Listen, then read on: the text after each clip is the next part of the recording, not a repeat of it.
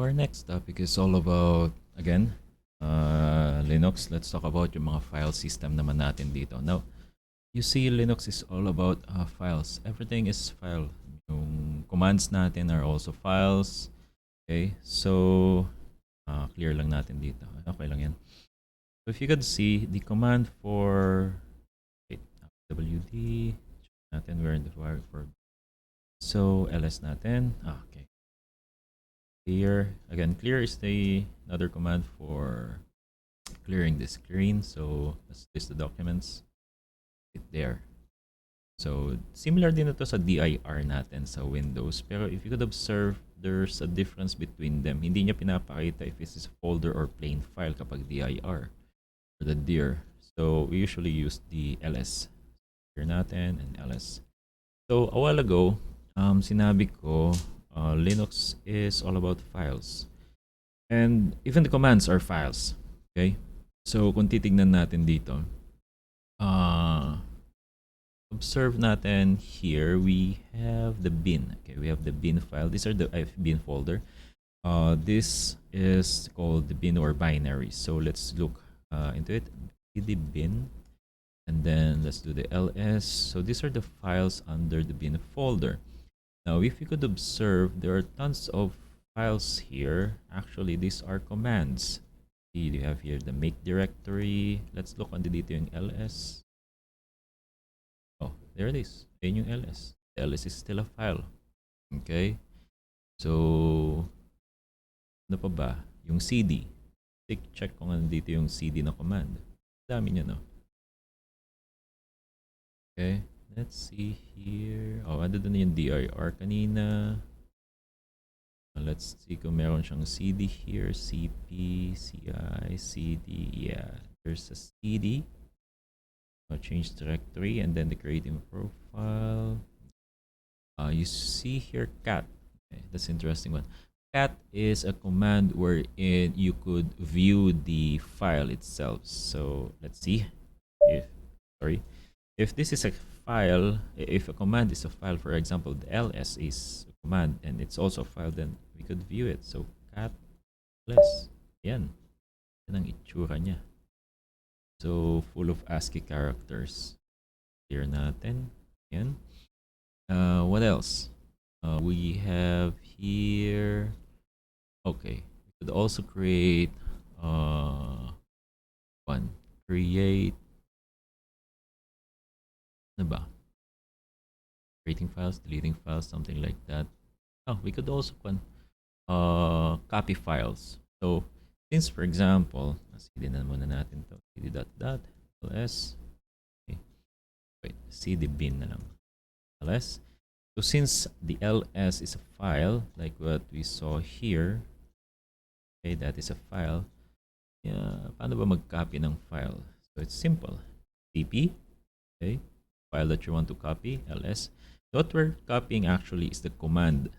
So, kinakopy natin yung command or binabackup natin yung command. For example, Ken. Yan, gusto ko lagay niyang ganyan. If you cannot create file, permission denied. Permission denied. Ano ibig sabihin nun? So, kailangan natin yung sudo. Okay, sudo is super user do. We don't have access here as the root. It's because we are user Ken. Who am I? I am user Ken. Okay. So, what I'm going to do is sudo copy ls Ken. There it is. So we are in the bin folder kasi this is one of the kailangan may administrative permission ka dito. And you can see here, since ls is a replica of Ken, a replica of the command ls, maybe we could use Ken na for ls. And ayun, lumabas na siya. Diba? Clear natin. Ken. Pero observe, hindi siya ganun hindi siya the same na representation ng ls.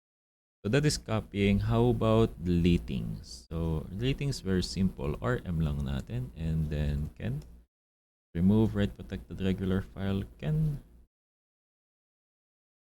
So let's go with the Ken. Okay na. Sudo rm Ken. The Ken. No, so yan. Kanina walang sudo kaya hindi siya nag-delete. So, kailangan lagay mo yung sudo. And then when we try to use the can again, no such file directory exists. So, na-delete na natin siya. So, the removing file is the rm. Okay. And then for copying file, we have cp. So, ano pa ba? cd dot ls. Now let's talk about, we also have sbin. Sbin actually is a super bin. Okay, super binary. So, may mga ibang commands dyan. So, cd sbin, silipin natin kung ano yung mga commands niya. ls. We have it here. Yun. So, vsudo. We are going to use that later on. Ano pa ba nakikita natin dito? We have also, I think, let's see kung meron tayong add user dito. We have an add user. Add group. Yeah, where's the add? We have also here the add user. Yan. Meron tayong add user dito. We could add dyan mamaya. We could do some things that, for example, we want to add user instead of doing here. Yan. Pwede dyan. Sa bin, wala dun eh. Hindi dito yung mga commands na yun. Ano pa ba? Users folder. Let's see yung mga users folder. Now, let's try the add user. So, add user, for example, Oliver. Only root may add. We forgot the magic word, which is the sudo. Sudo add user, Oliver. New password, Oliver. Oliver. Room number, others. Yes. Okay. So, meron na tayong users. So, paano natin check yun? cd dot s cd home, cd home less. Ayun. Yun na si Oliver. Kanina wala yan eh. So, yun. Now, can we remove it? Yeah. So, let's see. Tayo dun sa may cd dot okay. cd sbin. Natin kung meron dun. ls. Merong add user. Let's see kung merong remove user. MNOP, the or remove shell, remove dito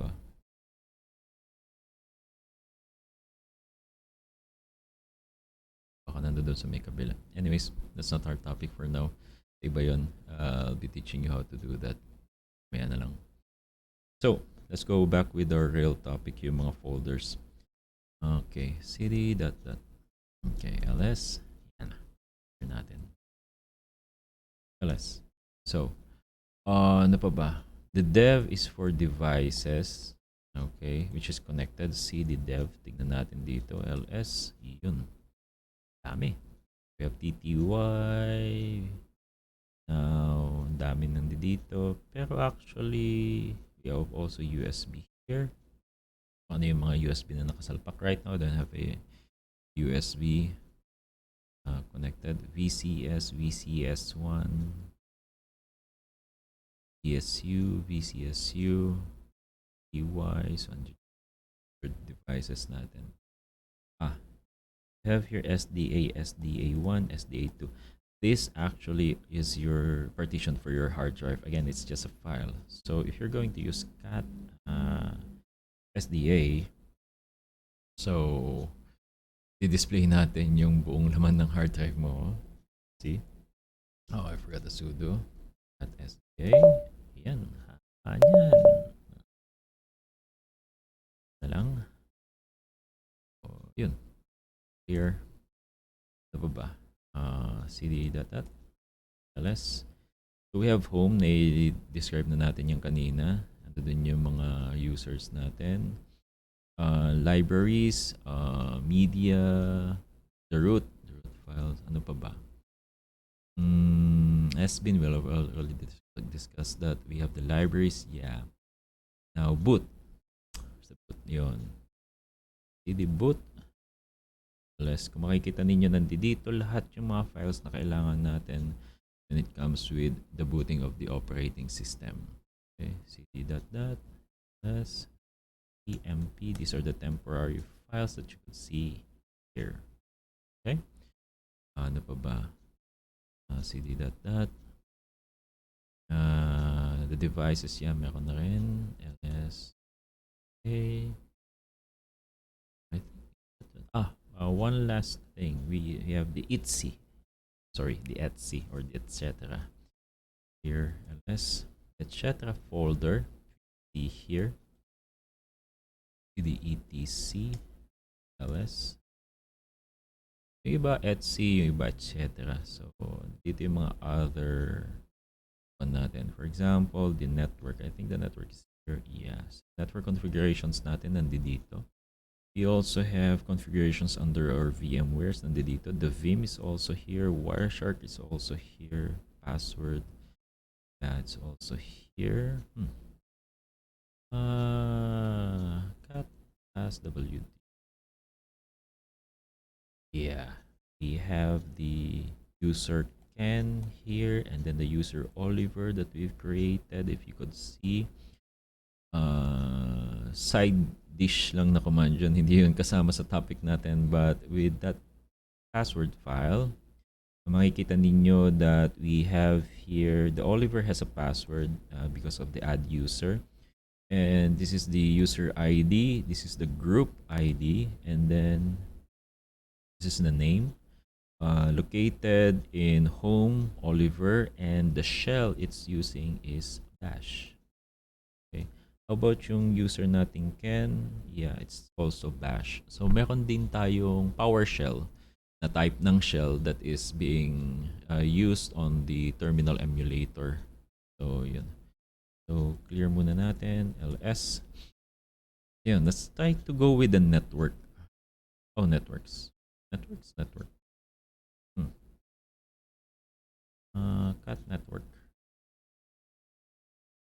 Okay, the local link is 169.254.0.0 symbolic.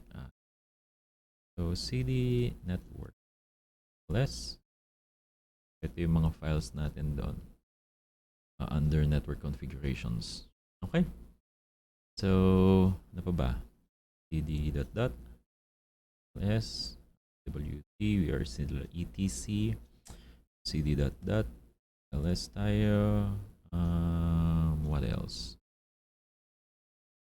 We'll talk about the media already. MNT mount. Okay, ito yung ginagamit natin ng mga commands kung halimbawa magfo-force mount tayo ng mga devices or mag-unmount din. MNT.